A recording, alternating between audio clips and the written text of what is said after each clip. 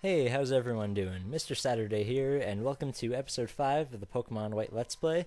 There's a little bit of a gap between part 4 and this, and that's because I had some video issues with the end of part 4, so I cut that out. So, right here, I'm just going to explain this really quick. It's the first double battle in the game. It's very easy. The one trainer cannot add 1 and 1 together, and they both have Purloins, so it's a very easy battle. So while that battle's going on, I'm going to let you know what you missed. And the parts that got cut out were saving Munna from Team Plasma. Munna or Muna, whatever. It's a psychic type, and basically Team Plasma's kicking the crap out of it for magical dream smoke stuff. So you beat Team Plasma, save Munna, and then, well, that's about it there. So then you meet up with a friend of Professor Aragari, and she gives you the Sea Gear, which is basically a device that shows up on your touchscreen, and it looks like a giant honeycomb kind of pattern, and it's basically something that allows you to do all the wireless things in the game. And also you find out that the Pokemon storage system person in the game, her name is Amanita, so I don't know what to make of that. I just thought I'd show you the name. And she ends up giving you the Palpad. And for those of you who don't know what that is, that's basically something that you use outside of the story mode. It's used for Wi-Fi, and it lets you keep track of the players that you want to play with. You get your friend's friend code, it gets saved onto your game, and then you'll see them when you go on Nintendo Wi-Fi. So it's a useful thing if you use Nintendo Wi-Fi connection, and if not, then you don't need to worry about it. So that's all you missed. Those are the only 3 events that were really worth mentioning. And so here we go. Here's the double battle. I'm about to finish off the second Purloin there. Like I said, it's a very easy battle. Purloins have low defenses, so they're not very difficult to beat. And also, they don't have a very good moveset at this time. So they'll basically be using Scratch and Assist. And Assist isn't useful if, all she has is a Purloin or, something like that. So like I said, easy battles. The only thing they can really do is use Growl on you like they did right there and make the battle drawn out. But it's not bad. So I'm just going to finish it off right here with Tackle. There we go. And it's down. Yeah, so there we go. And in this episode, I'm going to be beating up preschoolers, as you're about to see in just a little bit. But first off, we're going over to this spot right here, reading the fancy trainer tip. Yep, about where to put your Pokemon. And I'm baited in with an item ball in that grass over there. And it was a trap set up by the game developers, because when you go get it, you're stopped by your friend Sharon, or Sharon? Sharon. We're going to call him Sharon from now on. That's set in stone now. I'm calling him Sharon. I'm pronouncing the H. So, there we go. You have another rival battle, which there seem to be a lot more of in this game than any other games. So far, I've seen them in every section of this game so far. Every route, every town, they're waiting for you. They're stalking you in the grass, waiting for you to show up so they can pounce out and challenge you to a battle. So, this guy has the Tepig, which is the one I'm weak against. But luckily for me, at this point you get the Elemental Monkey, so now both of the rivals are very easy to beat, instead of just the one being easy and the one being slightly challenging. Because now I have a Water type and a Grass type, I can handle both of them. So, yeah, the rival battles should not be a problem to you at this point in the game. So just, coast it out and use your stab move, and you will be fine. So, as you can see, I'm using Water Gun, and I get a crit, so that's good for me. Just makes this battle end a lot earlier, which is good. Because he probably had a potion to use. I can't really say that for sure, but I would assume. And here I'm deciding whether to give it Fury Swipes or not. And I don't know why I even considered that. But I had to think of it. There's not really a whole lot of good moves early in the game. So, but I realized that I had Cut, so I just, not worrying about Fury Swipes, I wouldn't use it anyway. So, here we go, on with the battle. He's bringing in a Purloin, and I'm going to switch over to my Snivy. There he is right there. Cool little bugger. I think that it's one of the more useful starters in the game in a competitive sense, because from what I've heard, the Dream World ability of it makes it incredibly powerful once you get a couple attacks off, because I think it's called adversity or something like that. I forget, but basically any drops in stats that you have, they're reversed. So if you get a decrease in defense, you get an increase in defense instead. So as you can imagine, that's incredibly useful, and even more useful because the final evolution of this guy, Superior I believe it's called, it can learn Leaf Storm, which if you don't know what that move does, it's a very powerful grass type attack. But the downside is that it normally sharply decreases your special attack. But if you have the special Dream World ability on it, every time you use the powerful Leaf Storm, you get a giant special attack boost. So it can get very bad very fast if you're using that.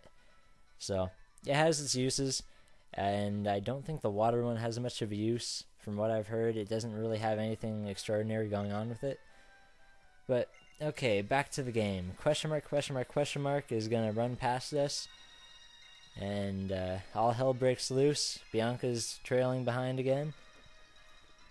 So she's wondering where those people were headed. And she's there with a mysterious little girl. And you're going to find out that bad stuff just happened. So the little girl got her Pokemon stolen by the guys with the hoods over there that just ran past us. Question mark, question mark, question mark. And yep, there it says they stole the girl's Pokemon. So me and Sharon are going to go get the Pokemon back. So he's going to charge ahead, and I don't really give a damn. So I'm going to get my item ball. That's what I've been waiting for. So it's a super potion. So the little girl's Pokemon will be fine. They'll still be okay by the time I get there.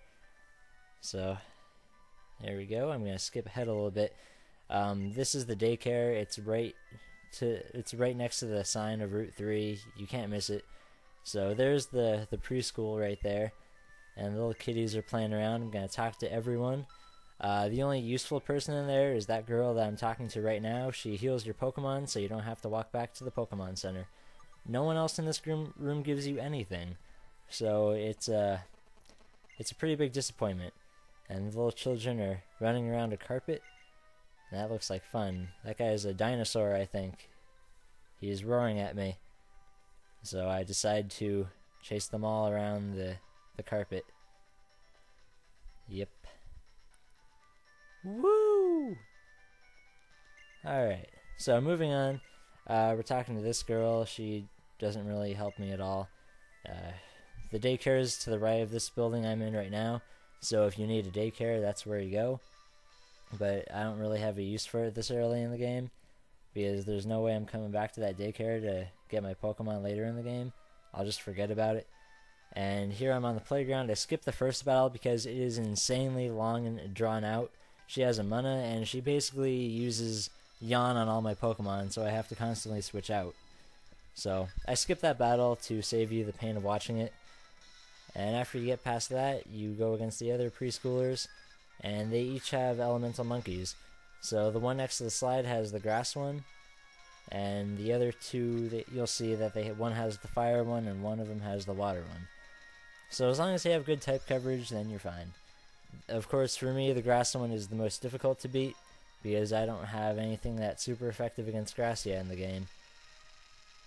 The fire one I can take care of with my elemental monkey, and the water one, obviously, I can kill with my starter. So those two are easy. For me, the grass one is hard. You'll have the same scenario, I think, in your game. So, use whatever moves you have. It's going to be a slightly longer battle than, the other two, but you can get through it. It shouldn't be much of a problem for you. And basically just, spam tackle or scratch or whatever you have. Or in my case, I should have gone back to that grassy area I was in, because that's where you get your first bird Pokemon, and it has Gust already on it. So if I had captured one of the pigeon guys earlier, then I could have just taken care of it a lot easier, but that's not what happened. So here's the slide. I wanted to slide down it, but apparently you can't slide down it. You can walk up and down the slide at your leisure, which is incredibly dangerous. Kids watching this, do not try to walk up slides. You can get hurt. So don't do that. So moving on, preschooler Wendy, and she has the fire monkey Pansear. There it is right there. And I'm going to switch out to my water monkey, the Panpour. I don't really like calling them by their actual names. I'm just going to, I'm trying to use their descriptions as what their name is. Water monkey. Right there. So I'm going to get licked. And luckily for me, I do not get paralyzed yet. So that's good, because there's nothing I hate more than being paralyzed by a lick or poisoned by poison sting. And for those of you who've played the early games, you know how annoying that was in the Viridian Forest. Like early in the game, it was incredibly frustrating. So those are two things I don't like with the Pokemon games, the paralyzing and poisoning. Because in story mode, they drag you down pretty bad. And it's just an inconvenience. So, 1 down, 1 to go. Or 2 down, 1 to go. Alright, so we're up against Preschooler Doyle. And there he is with his Panpour. And your starter can easily take care of this. I just use Vine Whip once or twice and it goes down pretty easily. There we go. Vine Whip. And you get some pretty decent experience out of this. So just make sure you don't pass the preschool by. You get some good battles out of it. Free money, free experience. There's nothing that should make you not want to do this. So make sure you don't fall into Charon's trap of following Team Plasma right off the bat, because this place can easily be missed. Alright, that's all for now. I'm going to pick up later on, and I'm going to battle Team Plasma in a moment. So tune in for the next episode, and talk to you later.